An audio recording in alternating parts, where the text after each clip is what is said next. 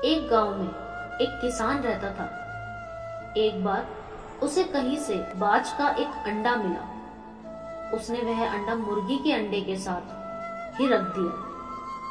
मुर्गी उस अंडे को अन्य अंडों के साथ ले गई। कुछ दिनों में मुर्गी के अंडों में से चूजे निकल आए और बाज के अंडे में से बाज का बच्चा। बाज का बच्चा चूजों के साथ पलने लगा। वह चूजों के साथ खाता पीता खेलता इधर उधर फुदकता बड़ा होने लगा। चूजों के साथ रहते हुए उसे कभी एहसास ही नहीं हुआ कि वह चूजा नहीं बल्कि बाज है। वह खुद को चूजा ही समझता था। हर काम उन्हीं की तरह करता था। जब उड़ने की बारी आई तो अन्य चूजों की देखा देखी वह भी थोड़ी ही ऊंचाई तक उड़ा और फिर वापस जमीन पर आ गया।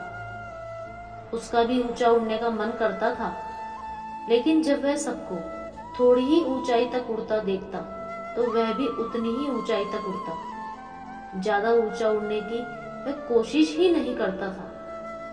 एक दिन उसने ऊंचे आकाश में एक बाज को उड़ते हुए देखा। इतनी ऊंचाई पर उसने किसी पक्षी को पहली बार उड़ते देखा था। उसे बड़ा अचरज हुआ। उसने चूजों से पूछा, वो कौन है भाई जो इतनी ऊंचाई पर उड़ रहा है? चूजे बोले, वो पक्षियों का राजा बाज है। वह आकाश में सबसे ज्यादा ऊंचाई पर उड़ता है। कोई दूसरा पक्षी उसकी बराबरी नहीं कर सकता। यदि मैं भी उसके जैसा उड़ना चाहूं तो? बाज ने पूछा। कैसी बात करते हो?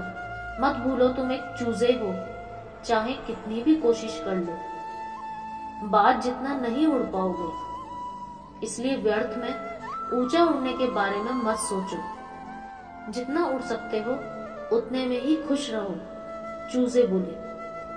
बाज ने ये बात मान ली और कभी ऊंचा उड़ने की कोशिश ही नहीं की। बाज होने के बावजूद वह पूरी जिंदगी मुर्गी के समान जीता रहा। इस स्टोरी से हमें ये सीख मिलती है, सोच और दृष्टिकोण का हमारे जीवन पर बहुत गहरा प्रभाव पड़ता है। हम सभी क्षमता और संभावनाओं से परिपूर्ण हैं, चाहे हम कैसी भी परिस्थिति में क्यों ना हो। हमें आवश्यकता है अपनी क्षमता पहचानने की और अपनी सोच तथा दृष्टिकोण को व्यापक बनाने की।